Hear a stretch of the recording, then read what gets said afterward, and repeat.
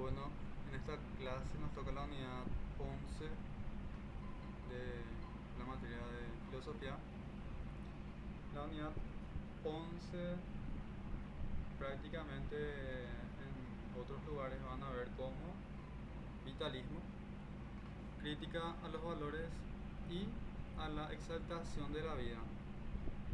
Entonces, prácticamente exaltación a la vida, o sea, una antesala al existencialismo, que prácticamente es existir, ¿verdad? Bueno, vamos a estudiarle hoy al mayor representante, a Friedrich Nietzsche, 1844-1900 después de Cristo. Vamos a ver sus obras, esto es muy importante, vamos a estar marcando porque está un poco esparcido en este material sus obras, pero el más representativo sería el Anticristo. Eh, Vamos a ver conceptos como lo apolineo y lo dionisiaco en el origen de la tragedia. Es como el prácticamente se percata, ¿verdad?, de la cultura griega en la forma en la cual se comportaba, ¿verdad?, socialmente. Entonces él va a proponer después también un paralelismo contando una historia. Y muchos habrán también escuchado sobre lo que sería Así habló Zaratustra, ¿verdad?, que habla sobre un monje budista. Bueno, termina siendo monje budista, pero primero fue rey, ¿verdad?, que dejó todo atrás. Crítica a la filosofía racional griega, vamos a ver el porqué. Crítica a la moral y a las creencias del cristianismo, ¿verdad?, que hasta en ese momento ya todavía bueno, y sigue existiendo un gran auge, ¿verdad?, sobre estas doctrinas. Fundamentación, que sería el significado del lenguaje, el relativismo moral y los valores propiamente cristianos. Luego el quinto punto, del nihilismo a la voluntad de poder. Entonces acá nihil significa nada, o sea, prácticamente nihilismo es el que piensa que prácticamente, ¿verdad?, antes de la vida no hubo nada y después de la vida o la existencia tampoco va a haber nada. Entonces esta corriente o esta cosmovisión habla de aprovechar, ¿verdad?, esta vida, esta existencia que nos toca. Entonces el ser humano, al saber o al ponerse a pensar de que no hay nada, ¿verdad?, antes ni después, puede caer en una frustración o puede tomar eso como un punto de partida para construir algo. Entonces de ahí viene la voluntad de poder. También vamos a ver lo que sería la transvaloración de los valores, cómo los valores fueron cambiando a lo largo del tiempo. El concepto de superhombre,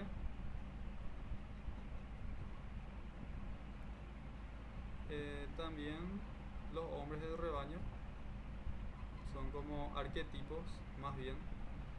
Inclusive en filósofos anteriores se pudo ver una remarcada como visión psicológica de la sociedad o de las personas. Acá vamos a ver lo mismo. Así también el eterno retorno a lo que él se refería, ¿verdad? Vamos a ver. Y las transformaciones del espíritu. Entonces, según Nietzsche, el espíritu va pasando por transformaciones hasta llegar, ¿verdad?, en una evolución máxima también. Podemos ver que nació en Röntgen, Alemania, fue hijo de un pastor protestante, circunstancia por la cual el filósofo alemán conocería profundamente los textos y tesis centrales del protestantismo.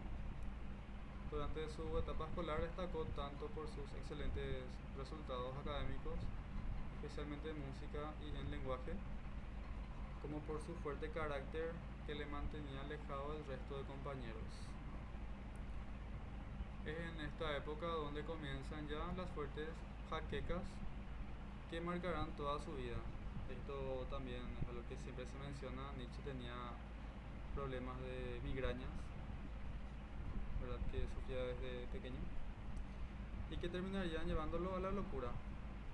Bueno, también hay varias teorías que lleva a tener enfermedades de transmisión sexual, inclusive, como sífilis.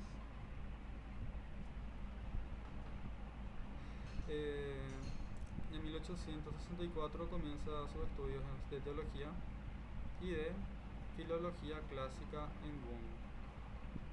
4 años después se siente fascinado por la música de Wagner, sobre la que proyectó parte de sus expectativas sobre el arte. En 1869 es nombrado catedrático de griego en la Universidad de Basilea, lo que despertará las envidias y recelos de todo el mundo académico, que poco a poco le va arrinconando y despreciando. En esta época publica una de sus grandes obras, y ahí tenemos El nacimiento, la tragedia. Esta dentro del programa les puede poner, ¿verdad? De repente la obra El nacimiento de la tragedia corresponde al filósofo y marcar nombres. Entonces eso para ir anotando, poniendo en resumen. Su pensamiento puede dividirse en 4 etapas. Esto es importante como también haya pasado con Platón, que tiene, por así decirlo, etapas. Acá también Nietzsche tiene etapas. Entonces cuando él empieza a publicar su pensamiento, empiezan a haber también problemas, ¿verdad? Con su entorno. Se llamó entonces El nacimiento de la tragedia. Su pensamiento puede dividirse en 4 etapas, pero no deben entenderse como periodos separados y sin relación. Frente a esto, como han señalado algunos intérpretes, hay una absoluta continuidad en el desarrollo de las ideas de Nietzsche. En cierta forma, lo que hace Nietzsche en toda su filosofía es extraer las consecuencias filosóficas de la semilla que sembrará en el nacimiento de la tragedia. Veamos cuáles son los periodos más importantes del pensamiento nietzscheano. Periodo romántico, la filosofía de la noche. Coincide con su estancia como docente en Basilea y con la publicación de El nacimiento de la tragedia. Se nota de un modo muy marcado de la influencia de Wagner y Schopenhauer. Este filósofo Schopenhauer prácticamente se le reconoce por ser un filósofo muy pesimista, cuya filosofía le cautivó ya en su juventud. Durante estos primeros años estudia con profundidad el pensamiento de los presocráticos. Sócrates es el objetivo constante de su crítica. Y lo dionisiaco aparece una y otra vez como trasfondo de su pensamiento. A esta misma época pertenecen las consideraciones intempestivas. En el periodo 2, periodo ilustrado, la filosofía de la mañana, Nietzsche comienza con sus viajes y aunque aparentemente trata de romper con su pensamiento anterior, sobre todo respecto a Wagner y Schopenhauer, continúa con una auténtica inversión del pensamiento tradicional. Inversión, o sea, a lo inverso, tomando como referencia a Voltaire y a otros ilustrados franceses. Desprecia la metafísica, ¿verdad? Todo lo que tenga que ver con racionalismo, etcétera, todo lo que es material, la religión y el arte, y emerge la figura del hombre libre, como inclusive ya citaron filósofos anteriores a él, ¿verdad? Como Kant, Hegel, Comte, ¿verdad? Entonces ahí ver, ¿verdad?, al hombre libre. A esta etapa pertenecen también obras humano, demasiado humano, Aurora y la Galla Ciencia. Prácticamente así habló Zaratustra, el principio de la tragedia, creo que se llamaba, y Galla Ciencia son las más reconocidas prácticamente, y el Anticristo. Entonces esto también a saber. Punto 3. Zaratustra como el nuevo profeta. Entonces acá prácticamente él se ve reflejado o interpretado, ¿verdad? Trata de proyectar su persona en un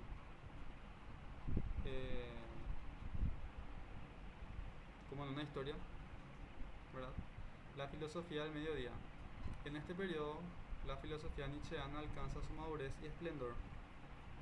La obra fundamental, aquella en que nos presenta a Zaratustra, su nuevo profeta, que será símbolo del superhombre.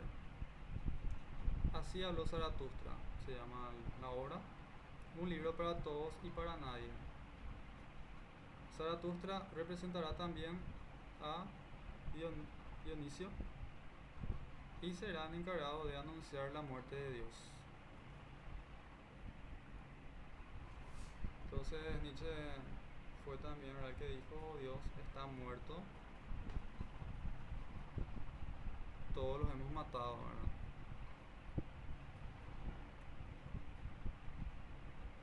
Entonces dijo eso en un contexto de que el hombre, al hacerse cargo de sus propios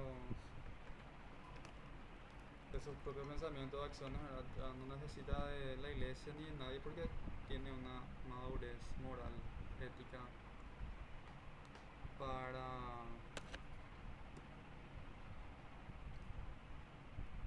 su existencia, ¿verdad? En la cuarta etapa, periodo crítico, la filosofía del atardecer, esta vez el punto de mira de la crítica nietzscheana se fijará en toda la civilización occidental, particularmente en algunos de sus productos culturales, la religión, la filosofía y la moral, pero también la ciencia. Se recupera el carácter del segundo periodo, pero de un modo más agresivo, obsesionado por denunciar el nihilismo y la decadencia occidentales. Nietzsche es ahora el filósofo a martillazos. Él vino a romper con todo. Sus obras eran muy confrontativas, cuya crítica radical y visceral campa a sus anchas por obras como Más allá del bien y el mal. Esto, por ejemplo, Nietzsche dice, bueno, en todo lo que se hace por amor se hace más allá del bien y el mal. O sea, ahí no hay moral. Y como ya hemos citado en clases de psicología, inclusive Viktor Frankl le tuvo, ¿verdad?, a Nietzsche como prácticamente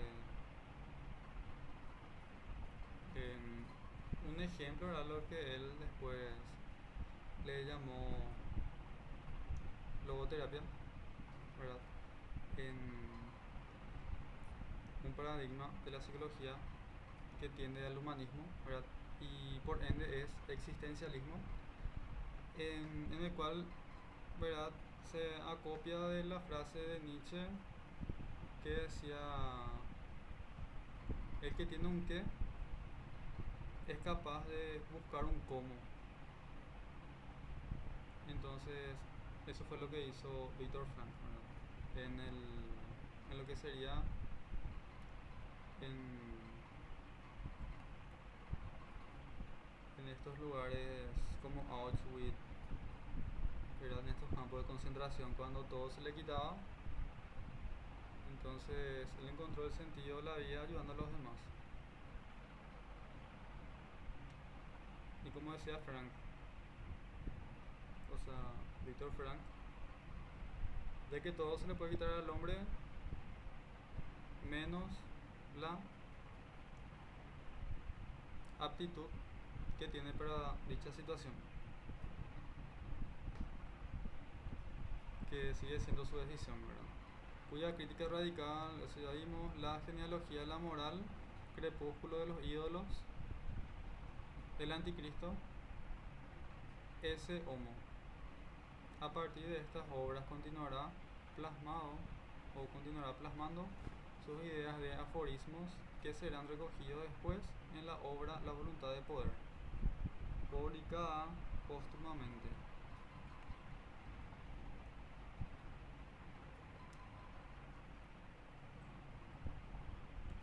Vamos a ver ahora estos conceptos de Apolineo y lo dionisiaco, ¿verdad? Dentro de el origen de la tragedia, que fue su obra, donde él quiso explicar un poco el pensamiento que él tenía hacia la cultura griega. Solo como fenómeno estético aparecen justificados la existencia y el mundo. Dos fuerzas esenciales están presentes en las obras literarias, como las tragedias griegas.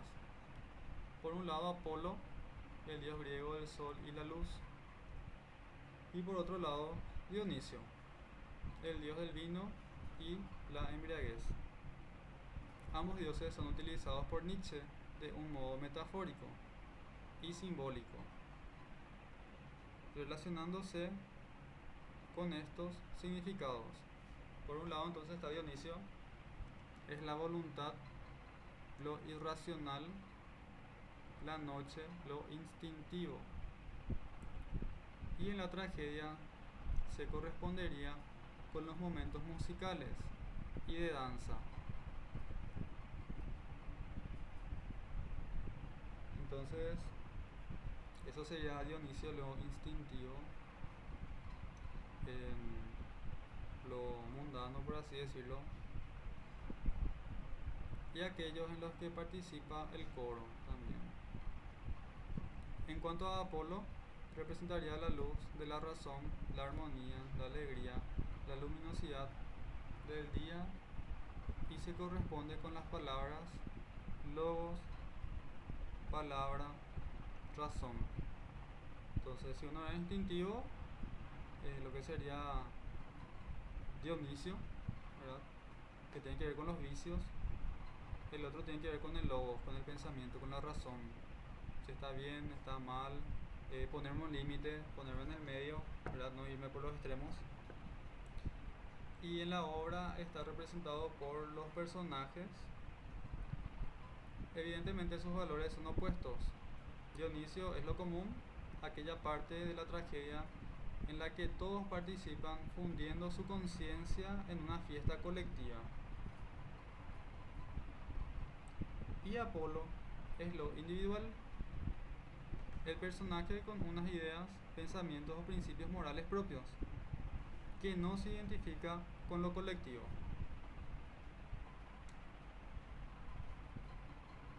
Entonces lo dionisíaco es lo que tenemos en común con la colectividad, y lo apolineo, ¿verdad?, sería lo que sería algo propio, ¿verdad?, en cuanto a ya sea lo moral, pensamiento, etc. Para Nietzsche, el comienzo de la tragedia griega está marcada por lo dionisiaco. El espectador es parte activa de la representación, un personaje más que neutraliza su conciencia para convertirse en otro. La tragedia desde este punto de vista sería el arte total en el que el individuo deja de serlo, se funde en lo común y se entrega a los valores dionisiacos. Entonces, es como decir, ¿verdad?, de que la gente se deja llevar por donde está la mayoría. Y como siempre voy a decir, no me voy a cansar de decir, en democracia le mataron a Sócrates.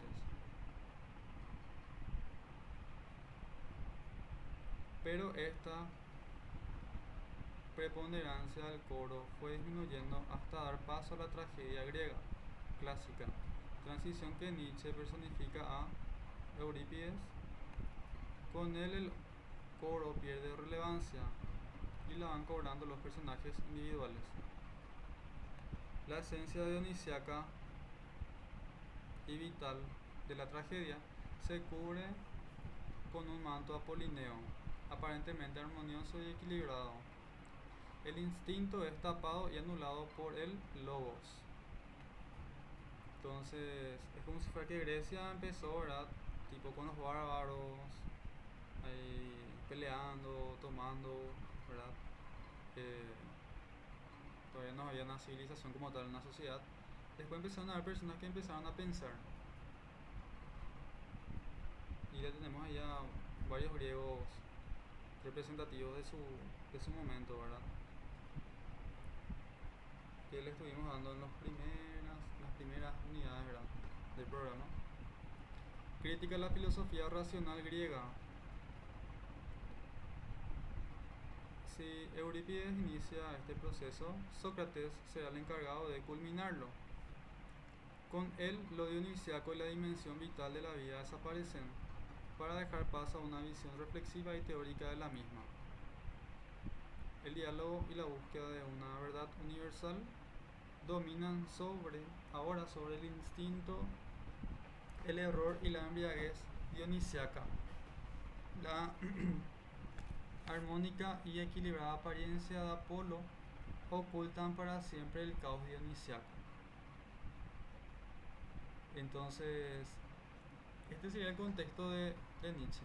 Bueno, es caos, pero es algo natural, porque somos, por así decirlo, animales, ¿verdad?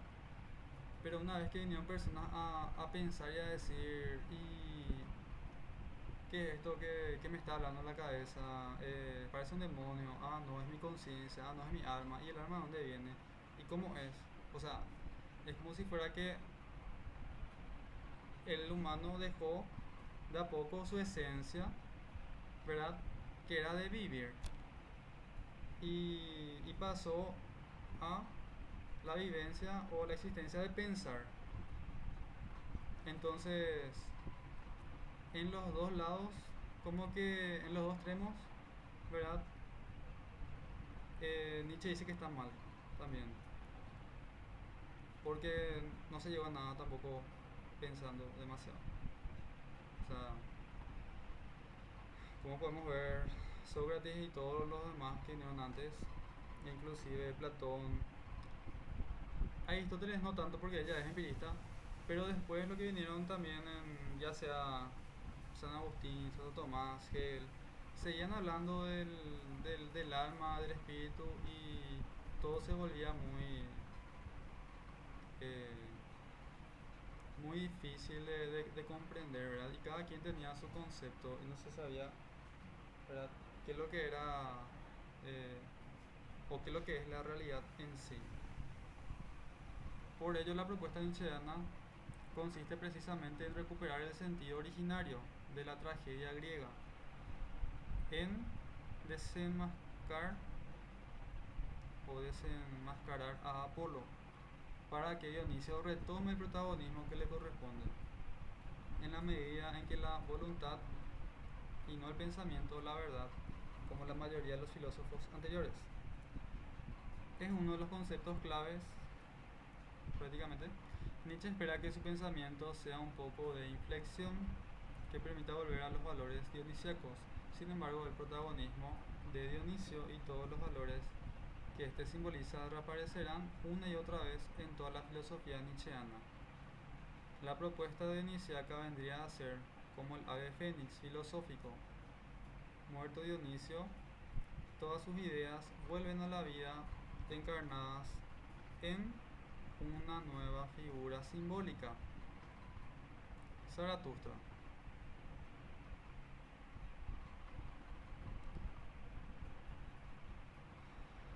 Entonces, en síntesis, Zaratustra también viene de lo que sería del Oriente, ¿verdad?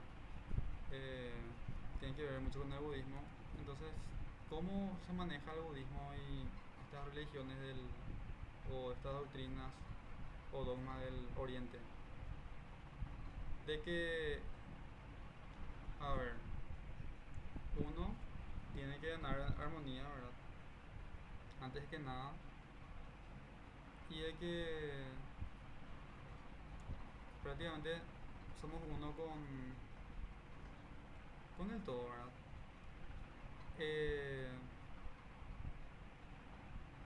y no se fijan tipo, bueno, tanto en lo que sería conceptos de Occidente, ¿verdad?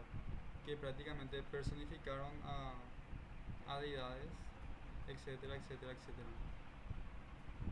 Entonces acá Zaratustra, o inclusive, bueno, no me voy a ir tanto por ahí, ahora vamos a explicar mejor lo que va más, ¿verdad? Con lo que sería el programa. Crítica a la moral y a las creencias del cristianismo.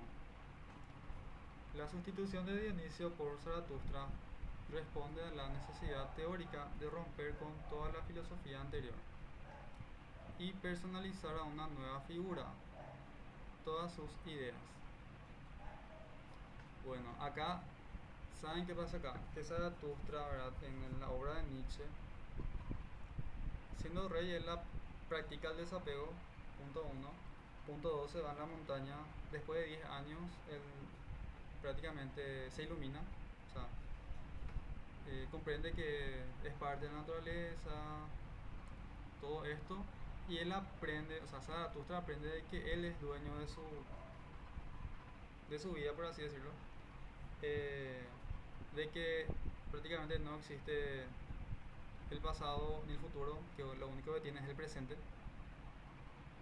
Entonces eso le va guiando hacia una vida en equilibrio, ¿verdad? El yin y el yang, una forma adecuada de comportarse. Entonces acá el ser humano, o sea, este ser humano se da cuenta que no necesita de una deidad o de un dios, porque se da cuenta por sí mismo. Entonces acá Zaratustra, como protagonista de su pensamiento, Nietzsche pretende desarrollar una filosofía propia y original, alejada de cualquier teorización de tipo metafísico. Pese a este cambio, la crítica va a seguir dirigiéndose contra toda la filosofía anterior y contra el cristianismo. Zaratustra será, ¿dónde está? Desde esta perspectiva, el nuevo profeta, que venga a sustituir a todos los anteriores que han pervertido el mensaje de la vida. Zaratustra podría ser considerado como el anticristo, el mensajero de la muerte de Dios.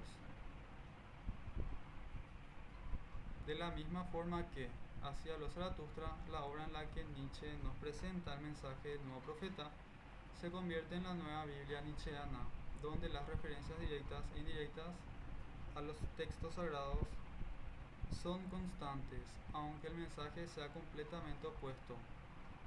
Veamos algunos de los conceptos que predica Zaratustra. Entonces, es anticristo porque él dice que, o sea, es antidios, es la verdad. O sea, que el hombre no necesita creer en dioses, ¿verdad? Prácticamente. Y de que cuando uno no necesita ningún tipo de favor, ¿verdad? Eh, Prácticamente se le mata hacia los dioses, ¿verdad? Bueno, la voluntad de poder. Para Nietzsche la vida es voluntad de poder. Voluntad de ser más, de expandirse y de afirmarse. Tratar de encontrar una definición de este concepto en las obras nietzscheanas es imposible. Voluntad de poder porque cada persona, ¿verdad? Dependiendo del lugar, del contexto, etcétera, va a querer siempre algo más, ¿verdad? Nos ponemos un objetivo, bueno, ya cumplimos. Vuelve ese vacío, ¿verdad? Que tenemos, ¿verdad? Y vamos poniendo otra vez otros objetivos más grandes. Y volvemos otra vez. Lo que sí aparecen son distintas caracterizaciones. No debe confundirse con la simple voluntad humana. Es voluntad de vivir es vida en sí misma, tratando de imponerse y extenderse, de realizar todos sus deseos, mostrando su fuerza creadora. Si interpretamos esto desde la metáfora de la vida como obra de arte que aparece en el nacimiento de la tragedia, podríamos concluir diciendo que es voluntad de crear. Entonces, voluntad de poder es voluntad de crear, hacer, ¿verdad? Entonces, de ahí a que viene, ¿verdad? En esta corriente que se llama vitalismo, tipo vitalidad, movimiento, dinámica, acción. Esta voluntad es una amalgama de fuerzas, ya sea deseos, instintos, pasiones, impulsos que llevan al hombre a imponerse sobre los demás, a dominar su entorno, a realizar su voluntad. La interpretación adecuada, por tanto, debe escapar de la pura biología. No se ejemplifica la voluntad de poder en una especie que se impone sobre otra, o sea, no sobre eso, sino que podría ser intelectual, podría ser laboral, académico, pero también de la política y las tesis racistas, ¿verdad? Yo soy lo que tiene que superarse a sí mismo. Esa es la máxima entonces de Nietzsche.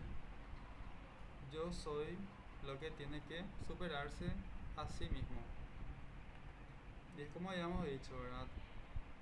No existe la competencia afuera. La competencia está dentro de uno mismo. ¿Yo para qué me voy a comparar con la otra persona? No sirve de nada. La voluntad de poder tiene una dimensión individual que impide cualquier interpretación de las anteriormente citadas. No es la dominación de un pueblo sobre otro, ni la mera victoria en cualquier terreno. Es una voluntad creadora de valores que despliega toda la fuerza, no entendida pobremente en un sentido físico, y capacidades del individuo, ¿verdad? También. Todo es para Nietzsche voluntad de poder, concepto que se termina convirtiendo en una de las claves interpretativas de su visión de la naturaleza. El mundo es voluntad de poder, vida desbordada y, desbordándose permanentemente, impugna por expandirse más y más. Esto podemos ver inclusive en los bosques, ¿verdad? Con los árboles. Vamos viendo que cada uno trata de crecer lo máximo posible para obtener, ¿verdad?, luz solar, porque sin luz también ellos mueren. Uno se hace grande y debajo de él no crece nada. Entonces podemos ver esto en la naturaleza, ¿verdad? La voluntad de poder, de crear, de vida, ¿verdad?, que se va desbordando. Pero además la naturaleza aparece asociada a otro concepto central de la filosofía nietzscheana, el eterno retorno. Entonces ahí se conecta con esta palabra que también nos pide conocer el programa, que es el eterno retorno. ¿Qué sería? Inspirándose en la mitología griega y en los presocráticos, la idea clave del eterno retorno es la repetición, el ciclo que se ejecuta una y otra vez, sin que nada apunte hacia un estado final. Es como esta figura que se llama el Hercolubus, la serpiente que se come, ¿verdad?, a sí misma, la serpiente que se come la cola, o sin que haya posibilidad a ningún tipo de progreso o evolución lineal. O sea que donde marca el principio, o sea, donde marca el final también es el principio, y vuelve a empezar. La teleología aristotélica, el mundo platónico de las ideas o el cielo prometido por los cristianos son creaciones conceptuales absurdas. Si el universo tuviese una finalidad, esta debería haberse alcanzado ya. Y si existiese para él un estado final, también debería haberse alcanzado. El eterno retorno incluye de este modo connotaciones materialistas, con una clara consecuencia temporal. No existe más que el presente, el aquí y ahora, el mundo que vivimos hoy. Entonces, si tu religión te dice que hay que buscar el cielo, ¿verdad? Tipo, Nietzsche dice, bueno, ¿para qué vamos para morirnos, verdad? Tipo, si tenemos el presente, podemos construir el cielo para todos hoy. O sea, ya hace cuántos años ya pasaron. ¿Se empezó a trabajar o no todavía en eso? Entonces, lo que tenemos es el aquí y el ahora. Y hay algo también importante acá que inclusive menciona en la unidad 4 con San Agustín y Santo Tomás, de que ahí remarca bastante bien que, al menos acá, Nietzsche está de acuerdo con la filosofía griega, que decía de que prácticamente el universo, ¿verdad?, no tiene comienzo, no tiene fin, por eso es cíclico. Sin embargo, como pensaban, ¿verdad?, y en eso cambiaron, ¿verdad?, los cristianos con San Agustín y Santo Tomás, de que el universo es lineal, de que tuvo un comienzo y tiene un final. Entonces, el pasado ya fue y el futuro no existe, por lo que el hombre debe ser fiel al presente que vive, única realidad que podemos vivir realmente, un presente eternamente repetido, una tierra con procesos que comienzan y terminan sin cesar. Este es el eterno retorno, ¿verdad? Verano, otoño, invierno, primavera, y vuelve a repetir, que nos invita a permanecer fieles a nuestro tiempo, fieles a la tierra, fieles, ¿verdad?, que tenemos, como inclusive mencionaba Anaximandro con su logos universal, de que sabio es quien vive según el logos, según el orden establecido, ¿verdad? Porque este año acá en Paraguay hizo más calor, ¿verdad?, que en cualquier otro lugar en el mundo, porque deforestamos y no somos fieles a la tierra. Nosotros somos como un virus. Ahora, ¿qué hace también nuestro cuerpo cuando hay un virus dentro de nuestro organismo? Empieza a subir la temperatura para matar a los virus. Bueno, me fui un poco de contexto, pero este es el eterno retorno que tenemos que ver, ¿verdad? De que todo tiene su ciclo y que si nosotros no respetamos, ¿verdad?, podemos alterar ciclos. Y os conjuro, hermanos míos, permaneced fieles a la tierra y no creáis a quienes os hablan de esperanzas sobreterrenales. Son envenenadores, lo sepan o no. Pero Nietzsche va más allá del significado puramente cosmológico. El eterno retorno se termina convirtiendo en valor. Es el camino para afirmar la vida. Es la expresión de la voluntad de poder que se libera del lastre del pasado y del temor respecto al futuro. O sea, ¿de qué le vas a tener miedo al futuro? Y bueno, es un sesgo que el hombre tiene. El hombre desconoce, o sea, el hombre tiene miedo a lo que desconoce más. Y no es causa lógica para seguir en ese lugar. El eterno retorno es el lugar y el tiempo propio de la voluntad de poder. Zaratustra se convierte en el profeta de esta nueva concepción que eleva la visión griega de la naturaleza a la categoría de valor moral. Aprecia Nietzsche dos aspectos de esta idea. Punto 1. La inocencia y la carencia de sentido del cambio, fijándose especialmente en los fragmentos heracliteos. Heráclito de Éfeso tiene que ver con el movimiento, ¿verdad? El cambio es solo eso, cambio, sin más valoraciones morales o metafísicas que realizar al respecto. 2. La afirmación de la vida que se contrapone a toda clase de pesimismo. El eterno retorno nos organiza o nos garantiza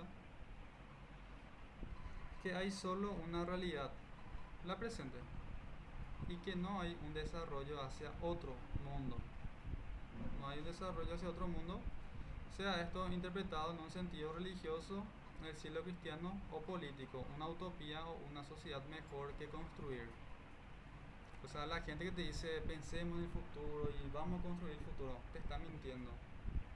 Porque ya se tienen que hacer las cosas, o sea, en el presente. Como consecuencia de esto, todo es bueno y justificable, puesto que todo se repite. El mundo es giro, juego, danza del mundo alrededor de sí mismo. El eterno retorno es un reflejo del deseo de eternidad del presente, de la voluntad de que todo permanezca. Es el infinito, eterno y absoluto al presente vivido, a la vida misma y a la existencia. Para que esta idea penetre en la sociedad y llegue al hombre es necesario avanzar hacia el siguiente concepto: la transmutación de valores. La transmutación o la transvaloración de todos los valores. En esta ininterrumpida afirmación de la vida, que es la filosofía nietzscheana, aparece ahora como siempre una crítica y una propuesta. Derrumbemos todos los valores que niegan la vida, que se oponen a ella, y respaldemos con nuestras obras y nuestras palabras la vida, la voluntad de poder, el eterno retorno. Entonces esto es tipo una propuesta. ¿De qué nos sirve a nosotros, verdad, crear o bueno, escribir palabras o dar definiciones, conceptos de valores? O sea, mejor eliminar todo nomás. ¿Y qué vamos a hacer entonces, verdad? Como los animales. Vamos a respaldar con nuestras obras. Vamos a dejar de tirar basura en la calle. Vamos a dejar de tirar basura ahí por la ventanilla del colectivo.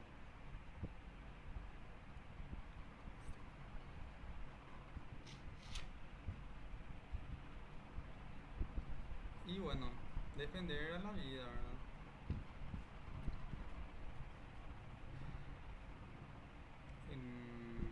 La moral tradicional es decadente. Esto ya estuvo diciendo él desde 1800, 1900, ¿verdad? Aniquiladora de todos los momentos en que la vida brota. Niega el deseo, el instinto, el impulso, la creación. La moral tradicional conserva un pesimismo que debe ser superado. Transvaloración de todos los valores. Esta es mi fórmula. Entonces ir, ¿verdad?, por encima de los conceptos, por encima de las definiciones, ir hacia las obras, hacia la parte práctica. Porque si no, como dice este policía que tiene en su cámara, José Jiménez, o si no es ley muerta. Está ahí escrito. Pero no se hace nada. Por eso hay que ser inmoralista, rechazar la moral decadente y pesimista, negadora de la vida, que la sociedad impone, y ser ultramoralista, podríamos decir, en la creación e invención de nuevos valores que estén en sintonía con el eterno retorno, la vida y la voluntad de poder. Entonces, reforestación. Vamos a plantar plantines, ¿verdad? Después, una palabra nueva que aporte algo. Bueno, casi dije Ethereum.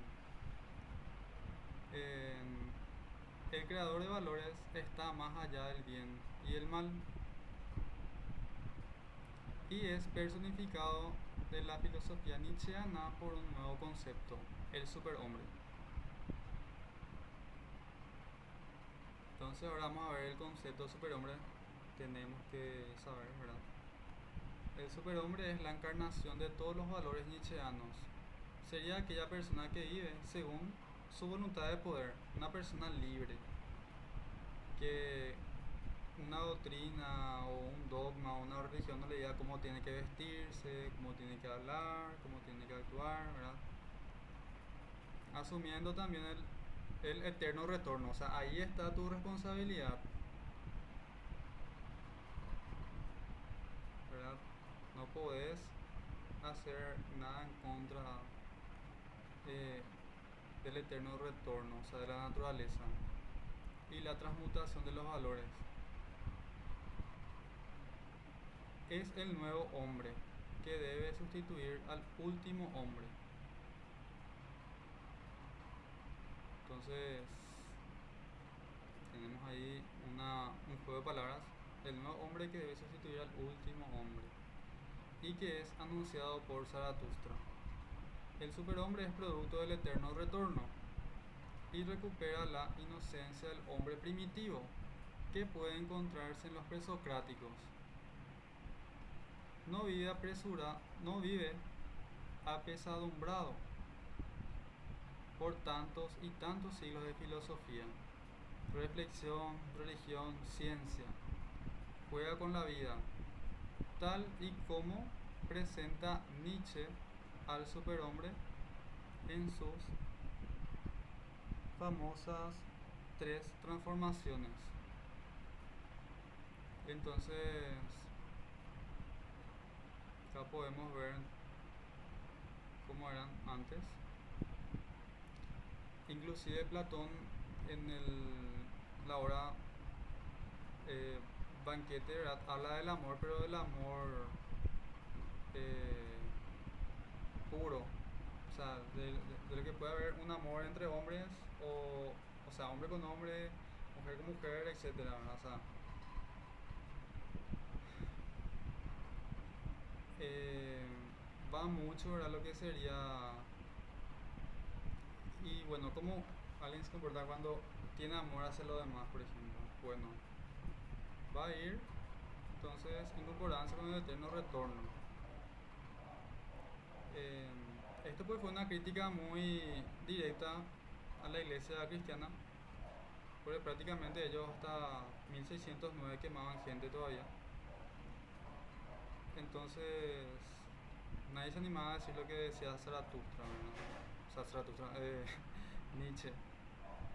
Entonces es como volver a remarcar, ¿verdad? Tipo, miren hasta qué punto llegamos,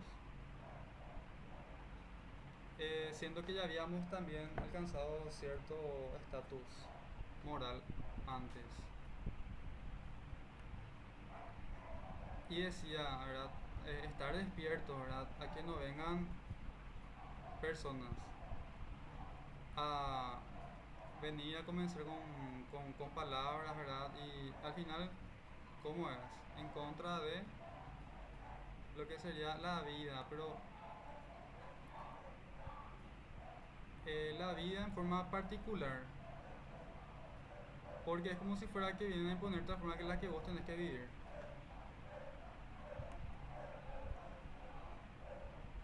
Y bueno, al final tu vida es tu vida. Bueno, la transformación del espíritu, esto es muy importante, aparece también en la obra de Así habló Zaratustra. El camello es aquella persona humilde y sumisa que vive pendiente de obedecer. El camello sufre una pesada carga moral y la religión le convierte en un esclavo que vive pendiente de las normas. Tú debes. Entonces acá, ¿verdad? El arquetipo de camello es la persona que está siendo chantajeada ahí con la Biblia, ¿verdad? Hoy mentiste, hermano, fallaste, sos lo peor, ¿verdad? Etcétera. Eh, Cara moral.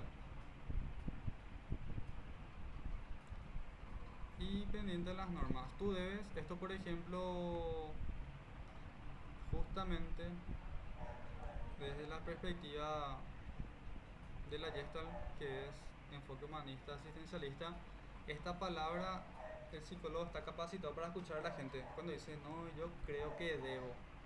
Y ahí, pa, ¿cómo que debes? ¿A quién le debes? Entonces, mucho cuidado ahora, porque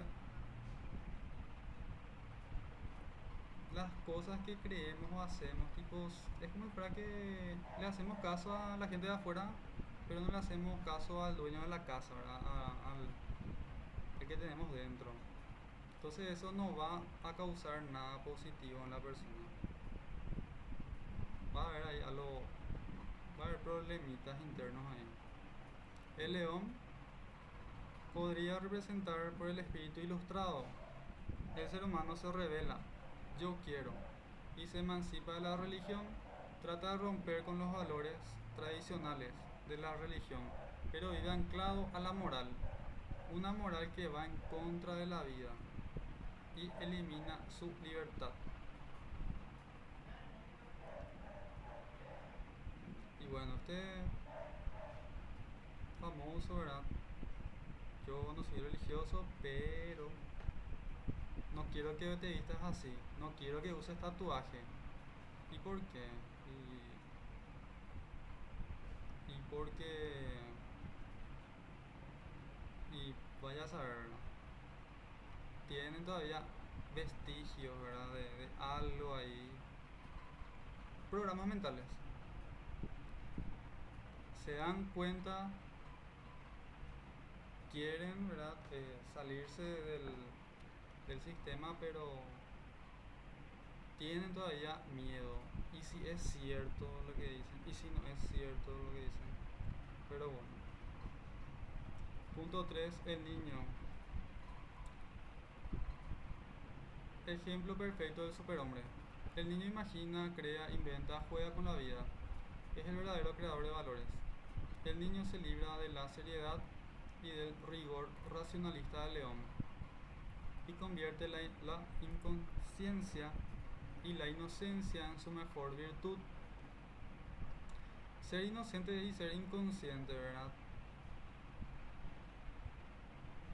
Esto pasa mucho con las generaciones que son mayores a la nuestra. Em, las personas mayores que dicen, por ejemplo, no, y la política es para la gente mayor, los jóvenes no tienen que meterse en política, o qué me va a venir a decir un joven de política, ¿verdad? O sea, hermano, tipo, el tiempo en el que vos pudiste cambiar las cosas no hiciste nada. Entonces, nosotros venimos a crear algo nuevo. O déjenos, ¿verdad? Que nosotros nos equivoquemos, pero a nuestra forma. Ustedes ya no pudieron. Entonces, silencio, ¿verdad? Entonces tiene que ver acá con inventar, crear, darse esa oportunidad, porque si soy inocente pues te equivocas y está bien, no pasa nada, volvemos a empezar, ¿verdad? Entonces se supera el racionalismo del león, el pensar demasiado que también te pausa, te, te aquieta y convierte la inconsciencia y la inocencia en su mejor virtud. Inocencia es el niño y olvido, un nuevo comienzo, un juego, una rueda que se mueve por sí misma, un primer movimiento, un santo, decir sí, un santo decir sí. ¿Y si probamos esto? Sí, ¿por qué no? ¿Y si hacemos esto? Sí, hay que ver qué sale. Entonces, apertura. El niño crea valores, vive fiel a la tierra y asume el eterno retorno como una más de las reglas de la vida. El niño ama la vida, la vive sin pensar sobre ella. Exactamente. Y no podemos pensar, ¿verdad? De niños ni siquiera pensamos tanto en los problemas que tenemos hoy en día, ¿verdad?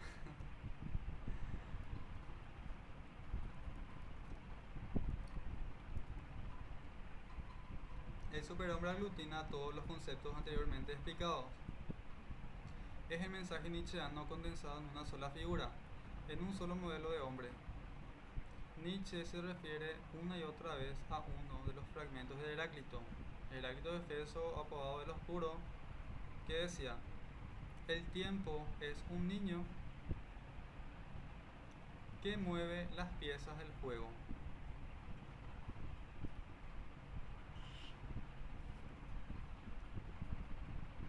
O sea que es el gobierno de un niño. ¿Qué cosa? El universo. El superhombre es la aparición natural que sigue a la muerte de Dios, aunque esta expresión tiene precedentes. En Nietzsche adquiere un nuevo significado: es la desaparición absoluta de Dios, que es la negación de la vida. Entonces Dios es la negación de la vida para Nietzsche. El que sirve a Dios o vive pensando en Él niega la vida, deja de vivirla. Por eso el superhombre es aquel capaz de superar la destrucción de Dios. O sea, el miedo a Dios, el miedo al castigo de Dios, el miedo al infierno, al purgatorio. Bueno, todos esos conceptos se crearon en concilios, ¿verdad? Pero bueno, el hundimiento del cristianismo, que será uno de los temas característicos de la crítica nietzscheana a la civilización occidental.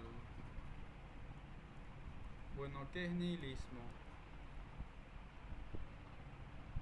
Dentro de la filosofía nietzscheana, el término nihilismo tiene al menos dos significados. Nihilismo activo. Nihilismo es la nada, ¿verdad? Habíamos dicho que, bueno, yo me he dado consciente, aparto todas mis creencias, ¿verdad? Y digo, bueno, tengo ahora 20 años, me quedan, a ver, 60, capaz ya hasta los 80. Bueno, antes no había nada, después capaz no haya nada. Bueno, tengo 80 años para hacer algo. O sea, tengo que hacer algo. Este es el activo. Signo de voluntad de poder de la persona que supera la angustia. Porque pensar en la nada y saber que no hay nada, antes ni después. La persona que se hace esta pregunta va a sentirse en angustia, como que no hay nada después. Angustia inicial que provoca la muerte de Dios. Pero sobre eso, ¿verdad? Empieza a construir, no, yo tengo que dejar un legado, eh, tengo que hacer algo bueno, tengo que ayudar a los más, no sé, tengo que hacer algo. No porque crea en nada ni en algo, solo porque tengo tanto tiempo de existencia. Nihilismo pasivo, la decadencia propia de la persona que se hunde ante la falta de referentes y que vive desfondado sin llegar a abrazar los valores de la vida.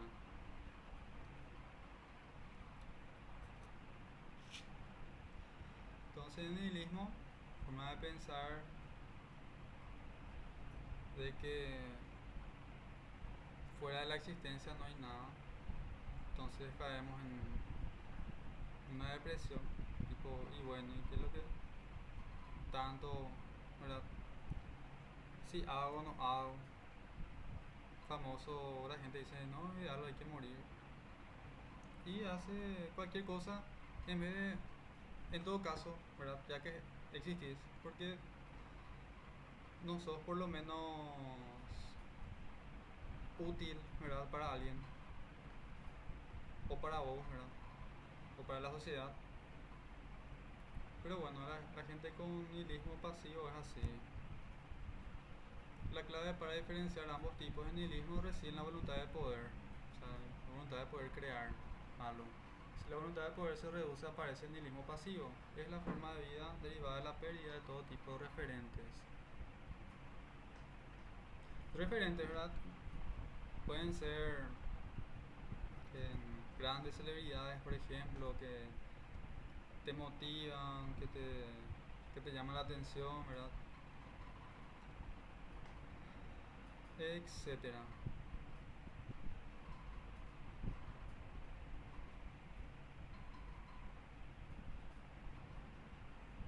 A ver.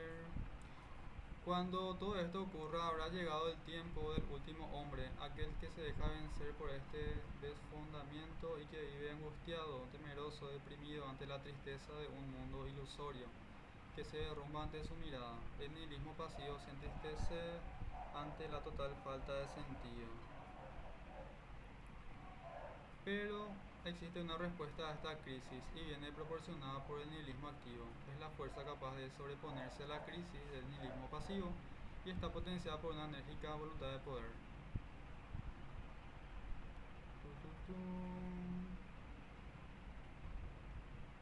Los hombres del rebaño, el otro concepto que tenemos que conocer.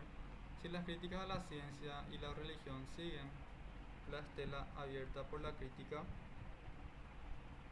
a la filosofía, la crítica a la moral sí que aporta nuevos enfoques sobre los que merece la pena detenerse.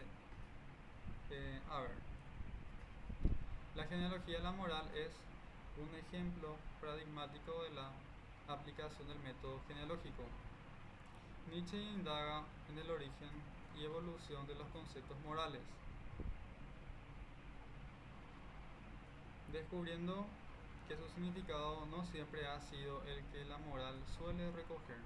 A través de un estudio etimológico e histórico, Nietzsche llega a esta conclusión: las palabras que en diversas lenguas significan bueno, significaron originariamente noble, aristocrático, un sentido opuesto al significado de malo, referido siempre a vulgar, plebeyo.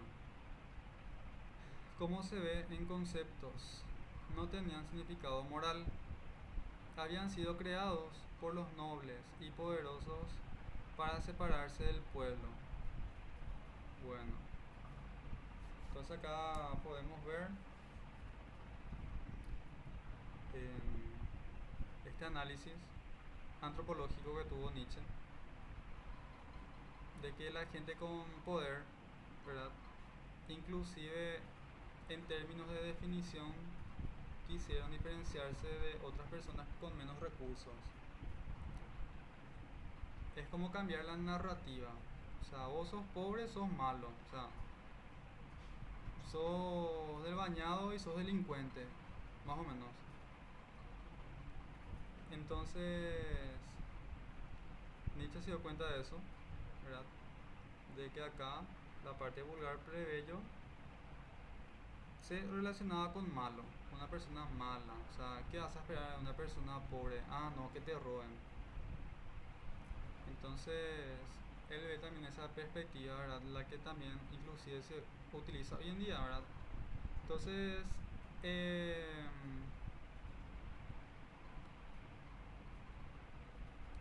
acá es para analizar varias cosas, ¿verdad? De repente, ¿con qué palabras las personas se dirigen hacia otras personas?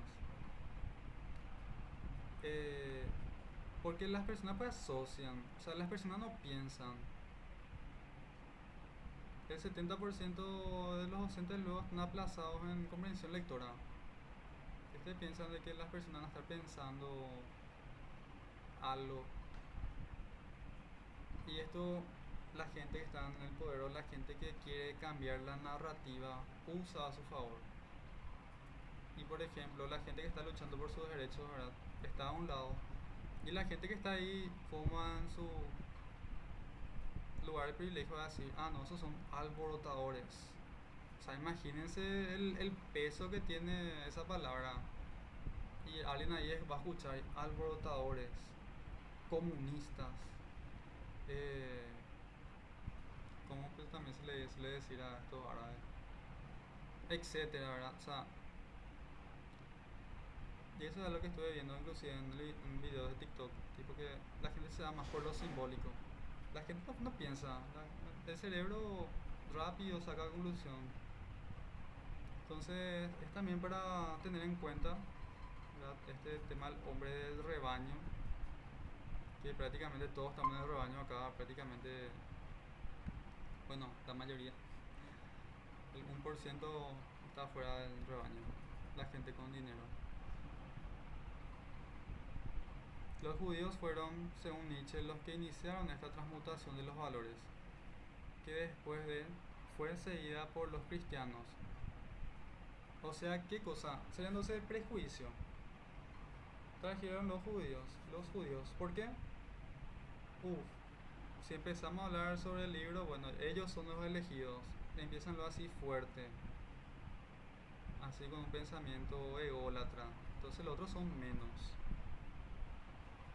Acá la iglesia después cristiana, más adelante, eh, a una persona se le decía bruja. Ah, no, peligroso, satánico, maligno.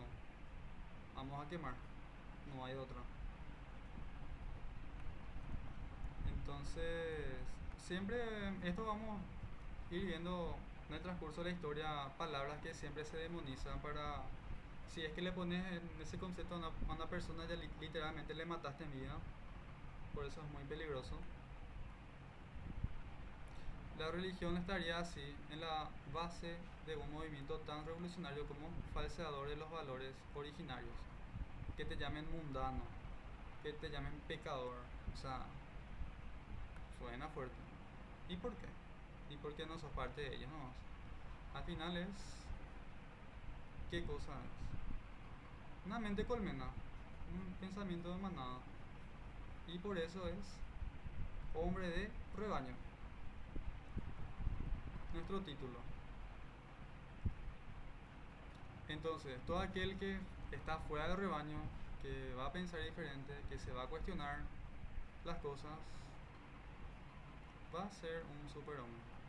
No va a necesitar estar dentro de un rebaño para eh, sentirse, o para no sentir también ataques, ¿verdad? Tipo, en cualquier cuestión, porque no le va a importar. Entonces acá los plebeyos imponen sus valores sobre los nobles. La compasión, el perdón o la caridad, prácticas que solo tienen sentido entre los débiles, logran que otros valores como la soberbia, la fuerza o la rotunda afirmación de la vida sean despreciados y valorados de un modo negativo. Afirmación de la vida. ¿Por qué? O sea, ellos no se ponían a pensar, o sea, es un ser humano con vida, ¿por qué la vamos a quemar? No, y dicen que es bruja. No, y dicen que es eh, un alquimista, un mago. No, pero dijo lo que la Tierra gira alrededor del Sol, ¿verdad? Mm, mm, hay que quemar. No hay de otra. Estaban en contra de la vida. O sea, marcarle a una persona por cualquier cosa es ir en contra de la vida. ¿Y quiénes hacen eso? Este título, los hombres que viven en el rebaño, que repiten otra vez lo que otra gente le dijo. Por eso Nietzsche muestra la esperanza en que en un futuro no muy lejano la moral de los nobles ocupe el lugar que le corresponde. Surgirá así un nuevo hombre, el superhombre, y se podrá vivir más allá del bien y del mal, recobrando aquella inocencia del niño que juega la vida. O sea, entre los niños no, vos les pones a jugar, o sea, vos les juntás a los niños tipo, no se van a preguntar, vos tenés plata, no van a ser xenófobos, no van a ser racistas, no van a ser, o sea, se van a pelear un ratito pero después se van a volver a arreglar, o sea, es la máxima expresión de la vida según Nietzsche, vivir como un niño, recobrando aquella inocencia de un niño que juega la vida, interpretándola como una obra de arte, llevándola a la práctica el mensaje de Zaratustra. Fin. Esa sería la unidad 11. Después volvemos para la unidad 12 y final.